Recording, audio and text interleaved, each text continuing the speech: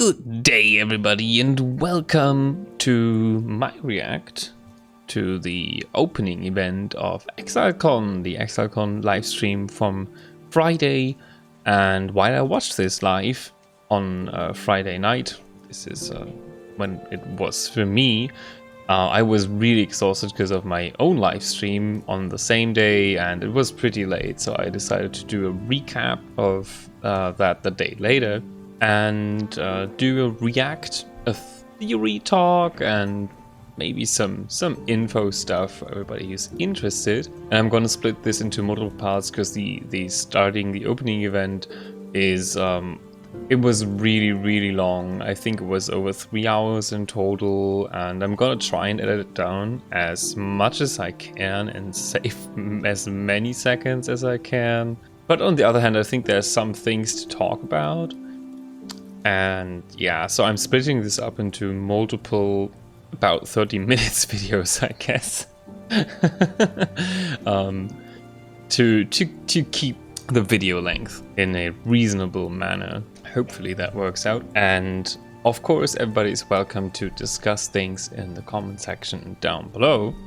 And I hope you enjoy it as much as I did. And if you are, or if you were live on Exilecon, because this drops on Monday, I hope you enjoyed it as much as I hope you would, and that you had a lot of fun and you bring some first-hand experience to the table. I think one member of our channel community, Pat Logic, is actually from New Zealand. I think he had a ticket and was hopefully there. So maybe Pat, if you're watching this, you can give us some insight as well. Of course, everybody else who was there is welcome to do so. But okay, without much ado, let's get started.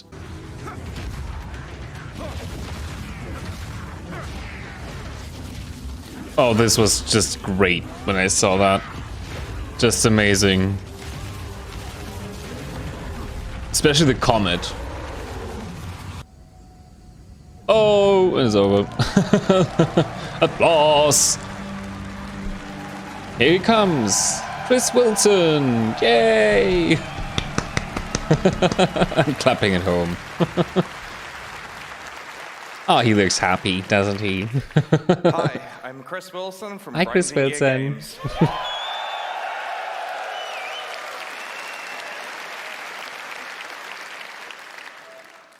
Welcome to blend it in one more time. 2023. It feels like just yesterday that I was here on stage at Exilecon 2019 announcing Path of Exile 2. Since then, we have worked tirelessly on the content we're going to show you this weekend.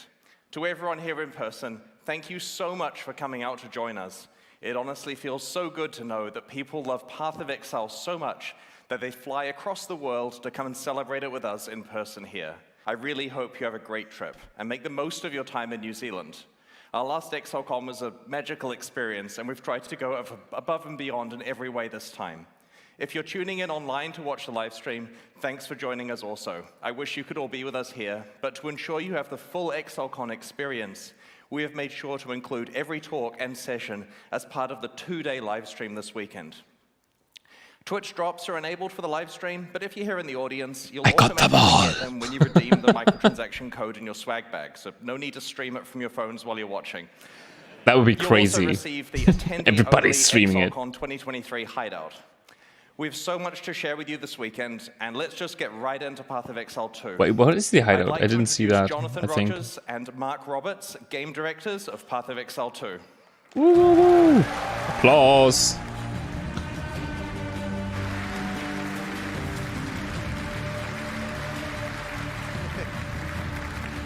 Hey guys. While Chris has been running Path of Exile 1, Mark and I and over 100 other developers have been hard at work on PoE 2. And honestly, the project has become much bigger than we expected when we announced it in 2019. It's been almost 4 years since then, and so it's about time we showed you what we've been working on. Yeah, we saw quite a little bit, right? Not all going to plan. Sorry, I forgot. Okay. When we announced Path of Exile 2 at Exilecon 2019, we told you guys that we were releasing it as an expansion to PoE 1, and that both campaigns would be playable in the same game client with a shared endgame. But PoE 2's scope has continued to grow and grow, and it's far more than just an expansion with a new campaign. It has entirely new monsters, skills, mechanics, classes, everything you'd expect from the next generation of action RPGs. Not to mention revamps of most of the PoE1 League content. This thing is just freaking huge.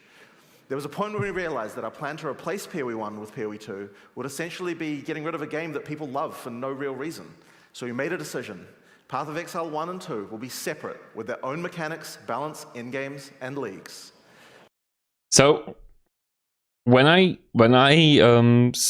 think when I saw the last teaser, I until then I didn't know that until now they actually thought they would make it into one game.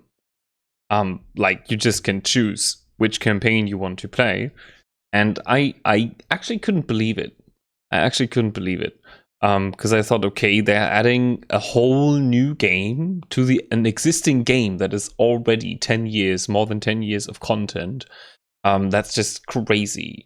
I mean, even for a game like PoE, which hasn't like the mega data on your disk or on your PC, doubling that up or even more, that's just insane. I mean, that goes in the direction of Ark. I mean, I think if you install Ark Survival Evolved right now, it's like 350 gigabytes. It's just insane. It's stupid and it's insane. But okay, yeah, I actually thought they would do that. They split it, and I think with what we're going to see, I think it's actually a good decision. But it's still a shared platform. Your microtransactions are available across both games. Everything. Yeah, I mean, that would be the worst thing ever. I mean, a lot of people, including myself by now, actually put a lot of their money into PoE and into GGG and to get those really neat cosmetics and to support them, and then they don't carry over. That would be really sad and bad. Everything you have ever purchased or will ever purchase in the future will be usable in both games unless it's hyper-specific to the content of one of them. Yeah, that's great. You can't transform into a bear in PoE1, so a reskin of your bear form isn't going to work. Yeah, of course, I mean... You can equip the awesome armor set that you got and use all your stash tabs. Wait. So with that in mind, we'd love to show you a live demo of some of the stuff we've been working on. PoE2 has come a long way. Mark here is going to man the PC. Hopefully he doesn't die. It is a live gameplay demo after all. I could spoiler you now. But I won't. Haha. Oh. I really love the logo. The logo for PoE2 is so cool.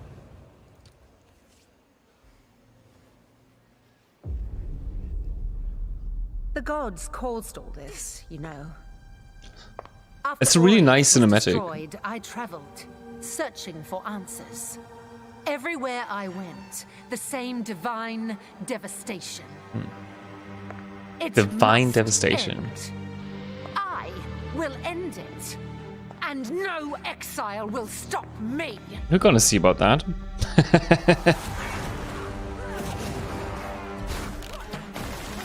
That's just such a cool move. Oh, nice. Damn.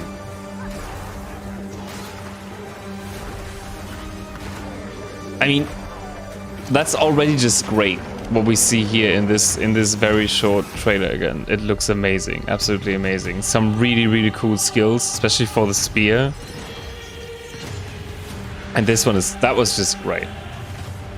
This looks so dark and yeah. It looks much darker, but in the same way disgusting as PoE1 was. Big boy.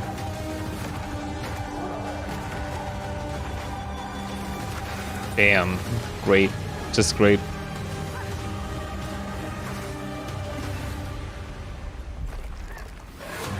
Yeah, most disgusting bird. Really cool. Bah, bloaters.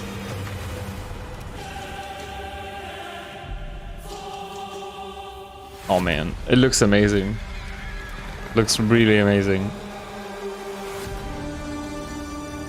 I mean, think about this. 100 distinct environments. I will go back in just a moment over this trailer, and we're gonna have a little bit deeper look into some of those scenes. But think of this: 100 distinct environments. That means 100 new different zones minimum.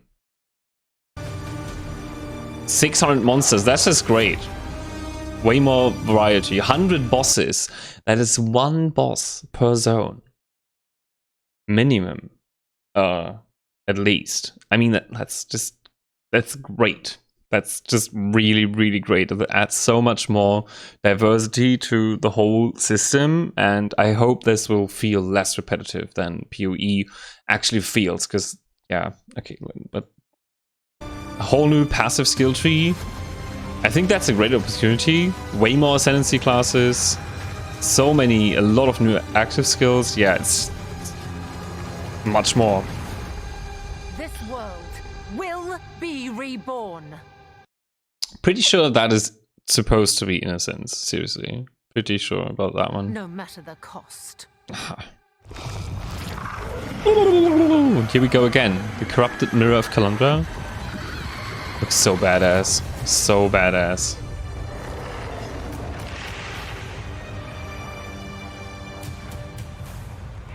Yay. Okay, let's actually go a little bit back here. This is a great start. After Aureus was destroyed, so we already have the time setting absolutely set in stone. It is definitely playing after the events of the campaign of PoE 1. Destroyed, I traveled, searching for answers. Yeah. Everywhere I went, the same divine Rivers of blood, a ton of shipwrecks, divine devastation. So I guess they are now. I mean, when we killed the beast, all the gods awoken, but we only saw what the gods, with the impact of that event, we only saw that on the part of Ray class that we play on. But Ray class is way bigger, right? I mean, there's so much more to that continent than what we see in the campaign we played so far. So there is much more events going on with the awakening of the god, and I think that's a great thing to play on, because they already set the stage, right? It must end. I will end it. No, we will end it. And no exile will stop me. This reminds me a lot of Forbidden Sanctum stuff, you know? That's what I see here with those. This looks a lot like Orgeth Templar thingies, but more in the ossuary than in the Templar halls. Me. Don't slap me, please. Okay, we see some classic skills. This one was great. The what is that even? It's a jump backwards ice cone shot. So yeah, she shoots an exploding arrow on the ground that creates an icy cone, freezes everybody. Also does electric damage, interestingly enough, and jumps back with that. Great move. Great move. Absolutely cool combination. Okay, that looked a little bit like, what is that? Volcanic Fissure? But this is the Duelist, so I'm not sure about this one. Kind of Blade Dance. That was a new weapon. That was definitely a flail. And here we see kind of more throwing stuff. This one is great. This is the spear, and she, Huntress, she just shot. She just did a spear throw, magical spear throw with a lightning impact. But this next one, bam, that is just great. The spears coming out of the ground, that reminded me so much when I saw that the first time on the move of the Clean Rod Knights in Elden Ring, when they do this magical spear attack, the weapon art, and they get all these spears out of the ground. It's just really cool, and I hope that feels absolutely massive if we actually play it ourselves. You have to tell me, the people who are going to Exilecon, how this felt to play, because I hope it feels more impactful than PoE 1.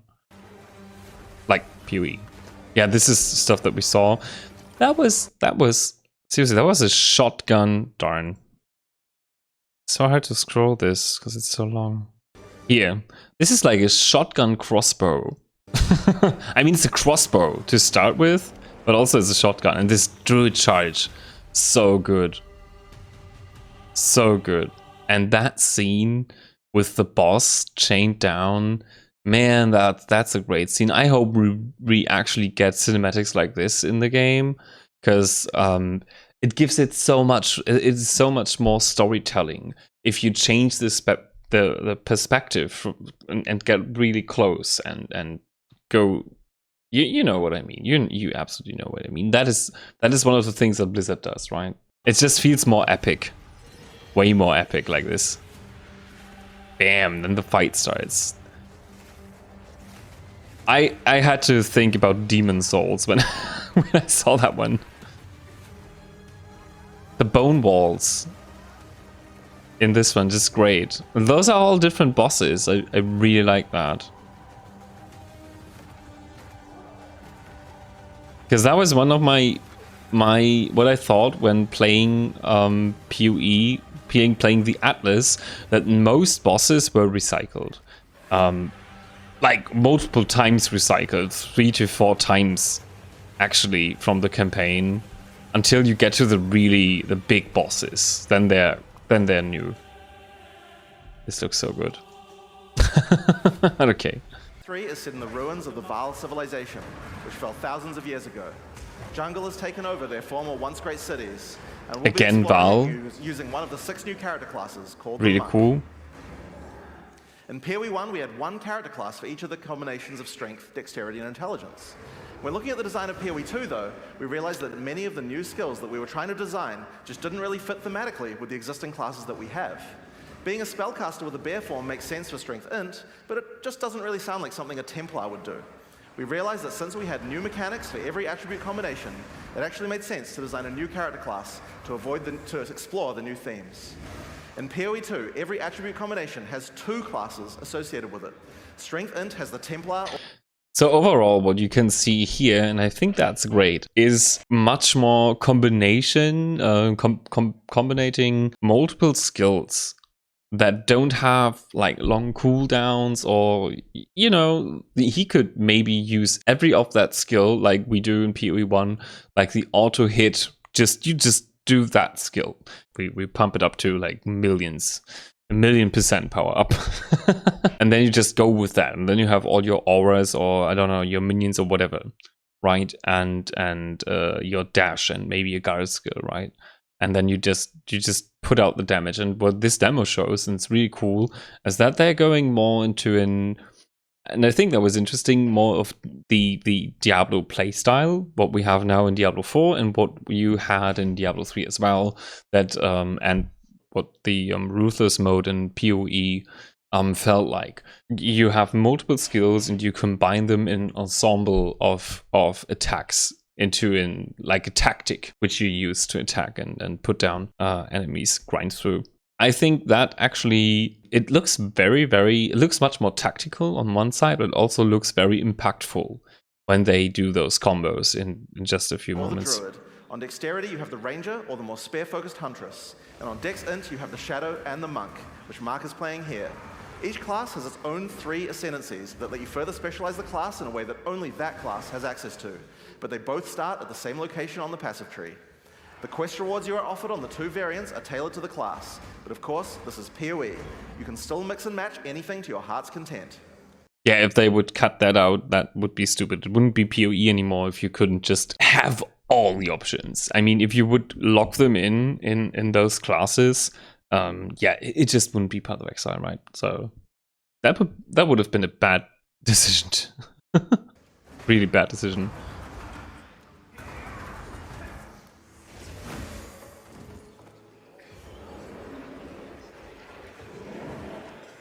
Here's the first boss. Looks like we've come across the boss for this area.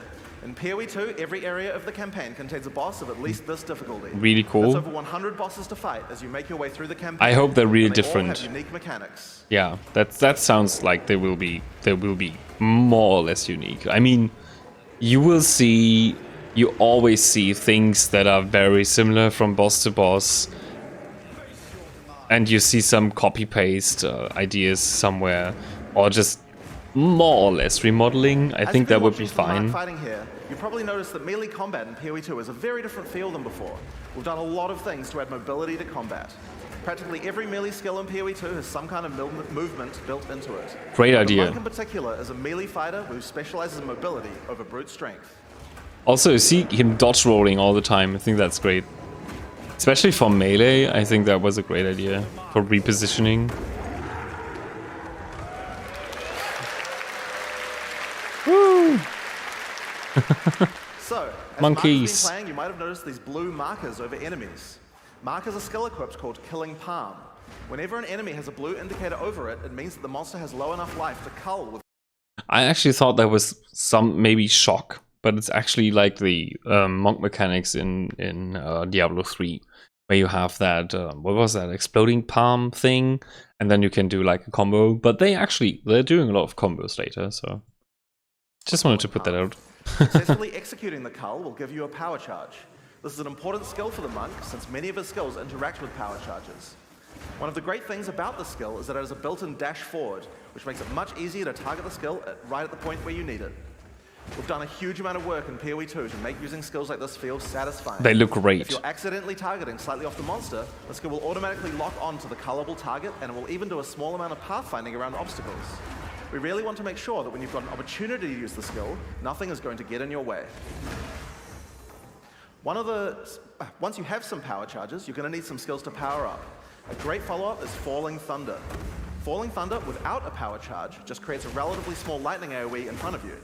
Yeah, that's the small But if one. you do Yeah. it with power charges, it turns into a pack clearer with a large number of extra projectiles. One thing to notice here is that, like almost every melee skill in PoE 2, Falling Thunder has a little bit of extra movement built in, just in case you need it. Use the skill within range and you just do the flip in place. But use it at a larger range and your character will move forward while executing it, getting you into position without any time penalty. That's a great idea. In PoE 2, you also get a short period to redirect your target. Notice how you can start the skill facing one way, then whip the mouse sideways to land the skill in a different direction? Now, in order to get I mean, he's trying to show that, but it seems a little bit harder to pull off than it sounds. I mean, you can see it a little bit, that his character is kind of turning around, but sometimes he really misses it there. So it might not be that super easy, or the time window might not be that big to actually switch around when you press the button. power charges, you're going to first need to get some lower life monsters into a cullable range. You've got a few options if you want to charge right in. Whirling Assault is great. It doesn't do much damage per hit, but it covers a lot of ground. And notice how you can That one turn is as you do great. it. Generally speaking, you never lose control of your character in PoE 2. If you make a turn at the right time, you can get a couple of extra hits on the monsters, getting them in. I mean, he did like at least he turned around like 180 around the monster with that one attack while dealing damage, and it's not being Whirlwind. Great. Range of your cull. Follow up with a Killing Palm and then finish off the rest of the pack with your Falling Thunder. Bam.